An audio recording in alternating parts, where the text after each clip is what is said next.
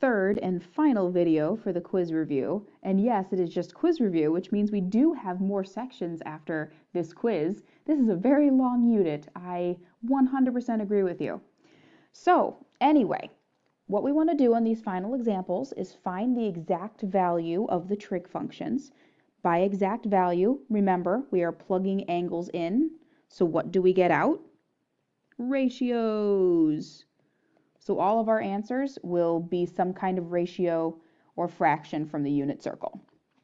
So let's start off with the good old sine of 3 pi over 4. So remember, sine is really y values. So if we look at our unit circle, we're asking at 3 pi over 4, which is right here, what is the y value? It is root 2 over 2. So my answer is positive root 2 over 2. Cosecant of 7 pi over 6. Let's scan our unit circle.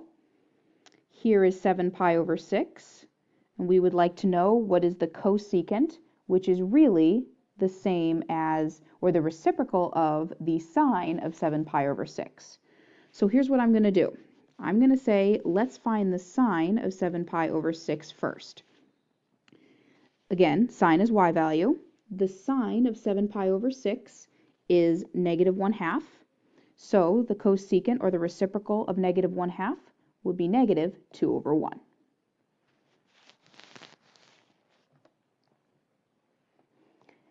So the next example, tangent of negative 3 pi over 2.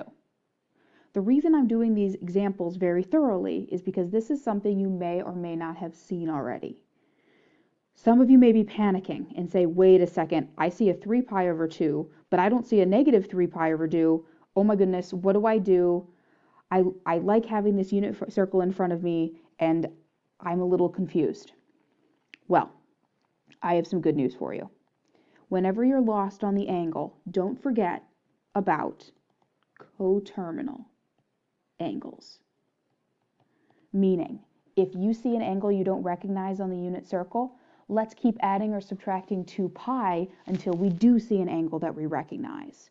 So let's take negative 3 pi over 2 and add 2 pi, which, if we get the common denominator, will be negative 3 pi over 2 plus 4 pi over 2, which is just plain pi over 2.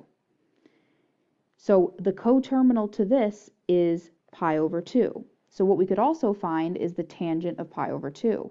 Is this angle on the unit circle? Phew, thank goodness it is. So now what we're looking for is what is the tangent of this angle right here.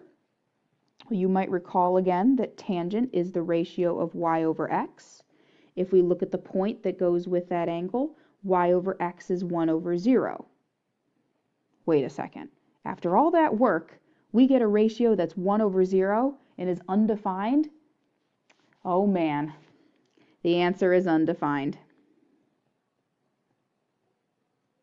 But the idea stands. If you ever don't see an angle you recognize, use the coterminal relationships, use the new angle on the unit circle, and most of the time we won't get an undefined answer, but this time we happen to. The next example. Find the secant of 5 pi, which, again, I'm thinking if we considered finding the cosine of 5 pi first, that might help us. Again, it seems that 5 pi is not on our unit circle, but before you panic, think about what all the way around the circle is. So if I start here, go all the way around, that's 2 pi. If I go all the way around again, we land here again at 4 pi. So then if I want to go another pi from 4 pi to 5 pi, I'm going to land right here. So you could really think of it as the secant of pi. So let's find the cosine of 5 pi, or the cosine of pi. What is the x value here? It is negative 1. Negative 1 over 1, technically. So the secant, or the reciprocal of negative 1 over 1, is still negative 1 over 1.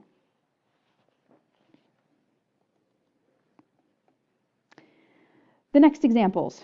I think all of these, unfortunately, involve coterminal ideas.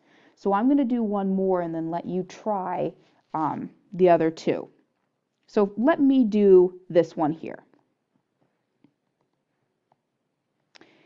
I notice I have an angle of negative 13 pi over 2. That is not on my circle in radians anywhere. So let's think if we can find a coterminal angle. So I'm going to take negative 13 pi over 2, and I'm going to add 2 pi. Again, the reason I'm adding is because we're negative and we want to get to a positive angle.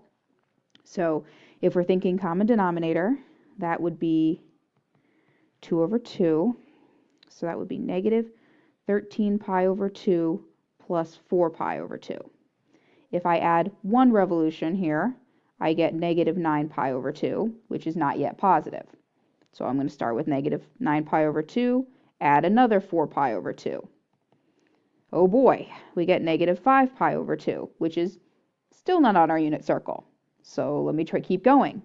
If I take negative 5 pi over 2, add 4 pi over 2, I get negative pi over 2. Well, this question is just glorious because I have still not reached a positive reference angle. So, or positive coterminal angle. So if I take negative, where we landed, pi over 2, and add 4 pi over 2, yay. I do finally get a positive answer. As you can see, the reason I picked this example is the number of times you had to keep adding 2 pi. So the angle that would be on the unit circle, according to this, would be 3 pi over 2. Just to double check, is that on my unit circle? It is right here, thank goodness. So if I want to find the cosine or the x values at 3 pi over 2, that answer is x equals 0. So what I'd like you to do is please pause the video, try this problem and this problem, both of them.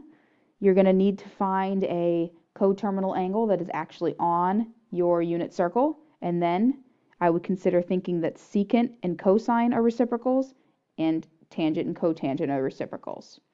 Give them your best shot. I'll be back with you in a few minutes.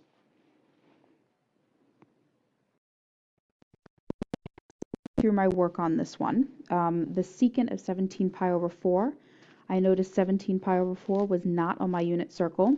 So down here, I took 17 pi over 4 and subtracted 2 pi, got a common denominator, and got that to be 8 pi over 4. So I did 17 pi over 4 minus 8 pi over 4 to get 9 pi over 4. That was still not on my unit circle. So I took 9 pi over 4, subtracted another 2 pi, 8 pi over 4, and got a coterminal angle of pi over 4. So that now I'm finding the secant of pi over 4, or more simply, I can find the reciprocal function, the cosine of pi over 4. So if we look up at the unit circle at the cosine of pi over 4, the cosine or the x value is root 2 over 2. So if my cosine of pi over 4 is root 2 over 2, that means the reciprocal function would be the 2 over root 2. And if you rationalize, that'd be 2 root 2 over 2. The 2's would cross out. So my final answer is just the square root of 2. In this final example over here, I had another situation where there was a lot of adding of 2 pi. If you had the same thing, great job. Down here, my work to find 2 pi over 3 was I took negative 22 pi over 3, noticed that that was again not on my unit circle at all. So I wanted to find a positive angle, or a positive coterminal angle. So I took negative 22 pi over 3 plus 2 pi, got a common denominator, which ended up being 6 pi over 3, and continuously kept adding 6 pi over 3. The first time I added it, I got negative 16 pi over 3. Then when I added another 2 pi to negative 16 pi over 3, I got negative 10 pi over 3. Then if I added another revolution or 2 pi, I got negative 4 pi over 3. And then finally, when I added it one more time, I got 2 pi over 3, which meant that this problem changed in a way, thinking reference angles, that the cotangent, you're really finding the cotangent of 2 pi over 3. Just like the last problem, I thought about finding the tangent of 2 pi over 3 first, and then finding the reciprocal. So what I did was I remembered that tangent is really y over x, that's the ratio. So again, I'm going to come up here and I'm going to erase this. My I went to 2 pi over 3, which is right here. So if I compared the y value, root 3 over 2, divided it to the x value, which is negative 1/2, if I take root 3 over 2 divided by negative 1/2, that's the same thing as multiplying by the reciprocal, negative 2 over 1. The 2's cross out, and I'm left with negative root 3 for the tangent. So that means that the cotangent is the reciprocal, which would be, instead of negative root 3, it's negative 1 over root 3. And when that is rationalized, you get the answer of negative root 3 over 3.